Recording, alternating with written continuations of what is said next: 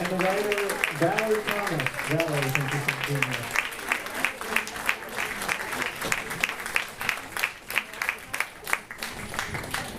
Don't leave, please. The show's only getting started. I'm very insecure. Thank you so much for being here. I want to start by asking, how did this all begin? How did you decide to make this film? Sure, this theater, this show needs, I think, really deserves this meditation that this film gives to it. And I learned so much about a topic that I thought I knew a lot about. And I'm curious to know where this started and how this got made. I wish it was like a remarkable thing, like I got hit by a bus and the guy who picked me up was Zero Mostel. But that's not what happened. It was actually meeting Sheldon Harnick. We had just completed a film, Val and I, for HBO, about a photographer in World War II who was an amazing character called, the film was called Under Fire. And he was a great, great storyteller. And I went to a presentation when Fiddler was opening up the new revival, and there was Sheldon, and he started to tell these amazing stories. And one story caught me as he was talking, and I'll just say it now because it's not in the film. So the character played by Austin Pendleton, a Mottle the tailor, and Austin was a perfect Mottle the tailor, but he had no song. So Jerome Robbins said, we have to give Mottle a song. So that night in Detroit, during the previews, he takes Sheldon by the shoulder and says, go write a song. He runs back to his motel time, and Jerome said, it has to be something that this model thinks that he's created a miracle. So it has to have the word miracle in it. So he goes to his room, he opens up the little night table and takes out the Gideon Bible and writes down every page that has the word miracle. And you can imagine how many places. And he comes up with wonder of wonder, miracle of miracles. But that never made it into our film, but it was such a great story. I said, Sheldon, can you allow us to do interviews with you? We'll see where we take it. And it was fun. Sorry to give you a long-winded story, but no. It's a good one, it's okay. Valerie, how did you get involved? Where did this start for you?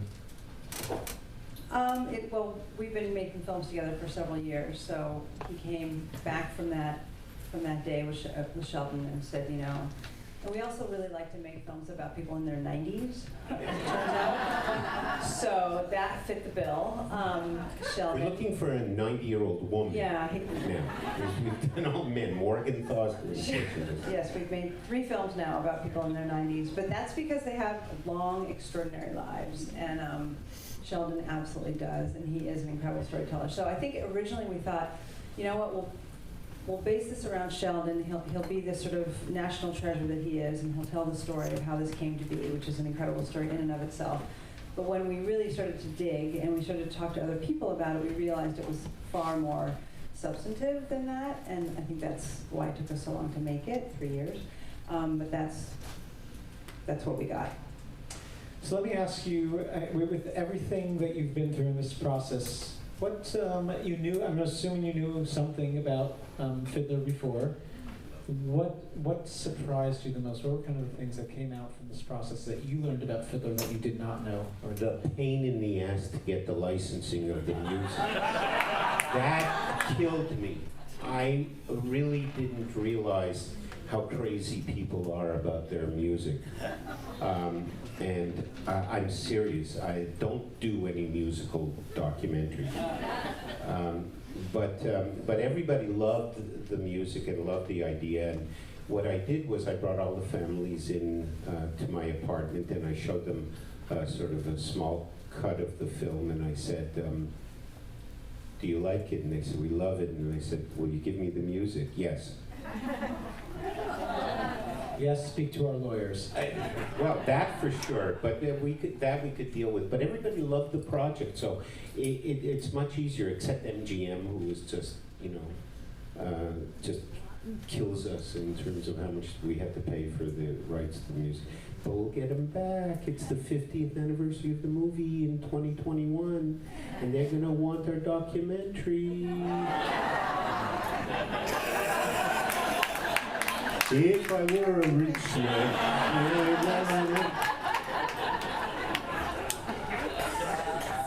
They'll be dancing later too. I've lost my. I don't know if that answered the question, but I'm going to try to answer the question. So what surprised me was, I think it's all over the film now, but is how much the rest of the world loves Fiddler on the Roof. It was not something that we knew going in, that people in Thailand and Africa and Mexico, and there's a man in Mexico who's made an entire career out of playing tevye for decades. That was extraordinary, and that sort of became the underpinning of the whole question, or really the answer of why is this show sustained for so long? And it's because it's universal in the best way. And one of the things that I love about the film is all the comments on how the show really manages to resonate today and speak to new audiences and reach. I think everyone here can probably bring their grandchild, I could safely say, and a whole new generation can relate to the show. Why do you think? What do you think that is? Why do you think that allows a show to live how many generations now? It's already been 3 generations.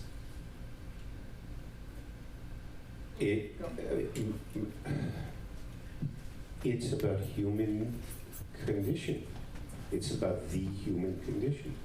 And it doesn't matter if it's the Upper West Side or the Upper West Side of Bangkok or the Upper West Side of Vilna. It's about human beings and their problems they have and the things that they have to deal with and families and all that. And then there's the way the world treats us all. And sometimes the world treats us like crap, especially if you're from Guatemala or Honduras. And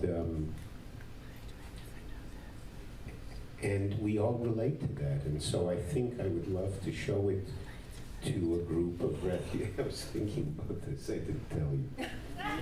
About some refugees on the border, and see what they think. Is Anna Tefka the same thing? So I think it's the human aspect that people relate to. What do you think? And that's a good time to open it for questions from the audience. If anyone has any questions or comments, I see one up there. Well, she's going to have to run up and down those stairs with the microphone. Yeah, Jason has a gym, so we're... Hi, thank you so much for being here. So They're applauding you being here. I live just around the corner. I'm not kidding. It's just to be transparent. She lives in Montclair. I came from New Jersey. So she travels. But I could walk here in 5 minutes. I go to Zabar's or I go to Fairway. So I even go to gym here. So to me, it seems like one of the overarching theses of your film is the universality of Fiddler on the Roof and how it speaks to the human experience, not just the Jewish experience. And I think your comments over the past couple of minutes have underscored that as well. To me, though, there is something specific to the Jewish experience about Fiddler, not just in the plot, but in the mood, in the vibe, something about it that isn't quite universal. I wonder what your thoughts are about that and how you navigate. What do you think is not universal? I'm curious. Explain that. What do you think is not universal about the Fiddler experience? I don't think you're going to find a tevye everywhere. Oh yes, you are.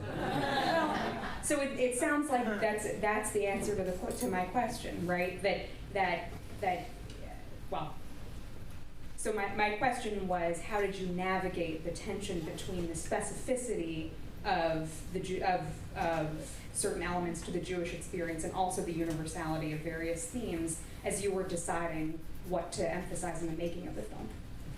Well, I think that all art, like novels, let's say, or painting that's very rooted in a specific place or time, or a show like this, it is, I think you're right, it is in and of itself very Jewish and very specific to itself, right? But I think that what makes art successful is that if you experience it, you can somehow sort of pass through that portal, and you know, if you're not Jewish, you know, okay, this is not exactly me, but it's enough me, and in a way I think that enriches your experience, you know, and because it brings you closer to another world that you're not a part of. And that to me is what is exciting about art. You know, if it were exactly your experience, it wouldn't be as meaningful. That's my. So I agree with you, and I see it as it's sort of mysterious, you know, but I see it as a very plausible thing that happens a lot. It's definitely a Jewish story about Anatevka in 1905 and the Pale of Settlements and the Jews. I mean, there's no doubt about it, and Jews who see it, who, especially more Ashkenazi Jews who come from Eastern Europe, even understand it more. They keep coming to us and say, oh, my grandfather spoke like that, my mother spoke Yiddish. And why are people going to see Fiddler on the Roof in Yiddish? Because it grabs them in a very deep way from what their DNA is, and you relate to it and all that.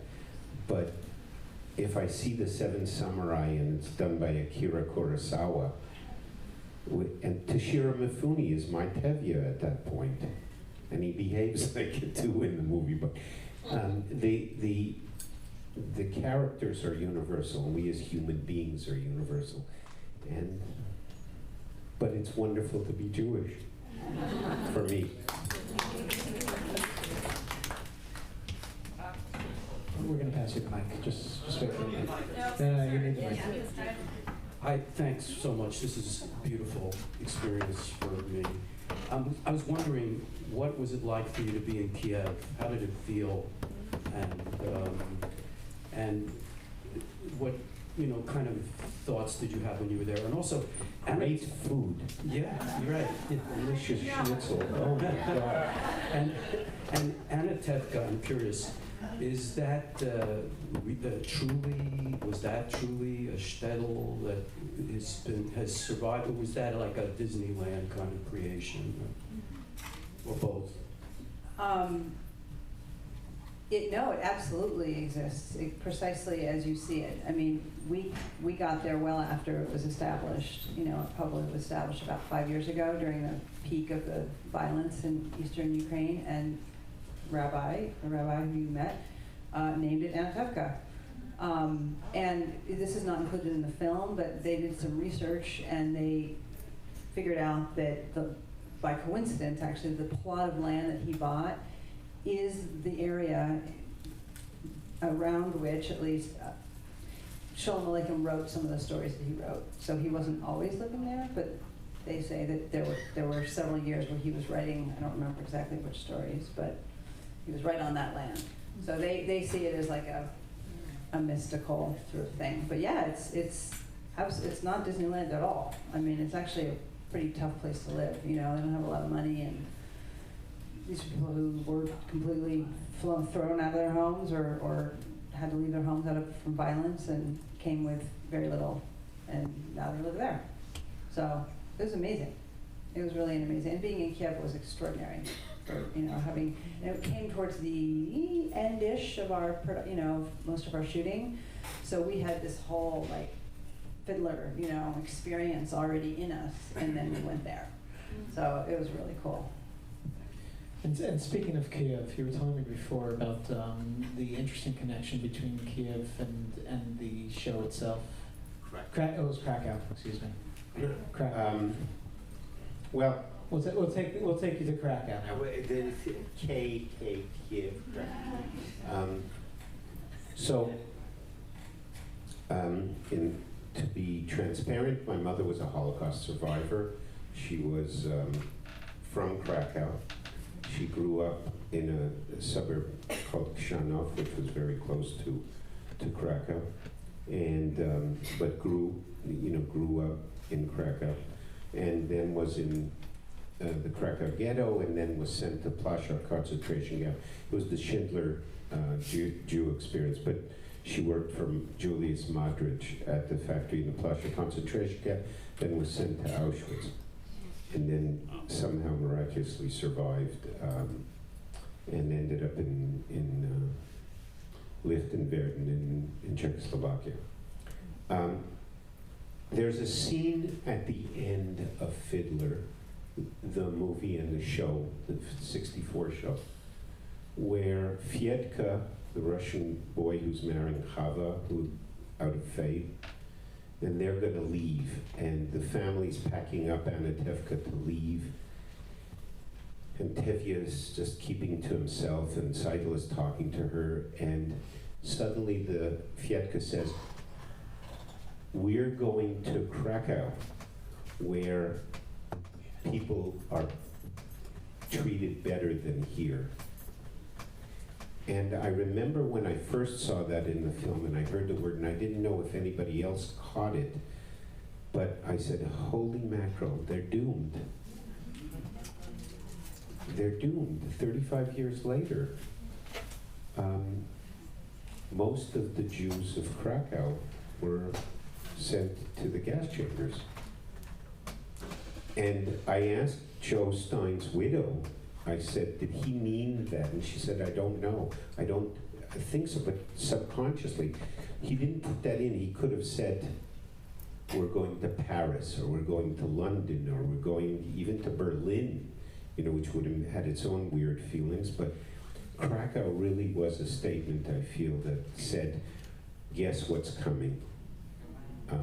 And that, to me, is the only statement as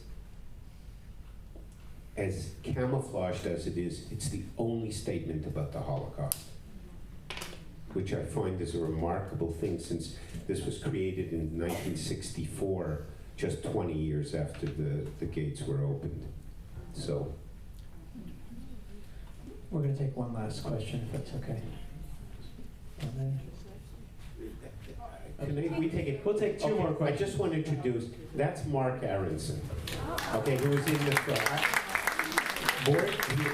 Mark is Mark, but he's also Boris Aronson's son, and Mark is the brilliant voice in a lot of our film and a lot of our story, and he's exceedingly helpful to our film. More than that. So much.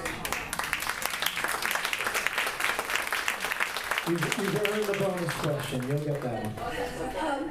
I had read that when Zero Mostel left the show, a lot of people regarded at that time Fiddler as a Zero Mostel vehicle, and they thought the show would not survive. And yet Herschel Bernardi, my understanding, played the role longer than anybody else. And I also recommend that if people have the opportunity to see Lin-Manuel Miranda's reception, it's on YouTube and millions of people have seen it.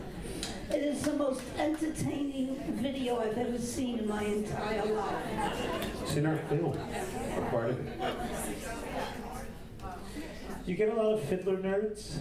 Is that a phenomenon? There is a website that has details about how many hairs on Tevye's beard there are, and the dispute that, well, there may be 250,000 hairs, but the other one said, no, it's just 100. It's crazy. What kind of horse did he have? And I don't see it living. People are really Fiddler nerds, and I've become one too, so. One last question right here. Thank you. Right, I'm going to fall into the not a question but a statement. But good. When the question came up about universality, I think you touched a lot in the film, which is, by the way, beautiful and wonderful. You talked about some of the themes of that moment, about feminism, about civil rights, about generational conflict. that's what was going on around all the creators. And so Fiddler, which is about 1905, is about that tipping point moment in America, and I think it's in the world. And so I think its universality is it catches a moment that isn't just within the play, it's within the world and within society. And if you think about it, the next year is 65. Finally, the immigration laws change. Finally, until now, the doors were open. And so it's really a moment that they capture, a perfect moment, and that's what I think you have helped people to see.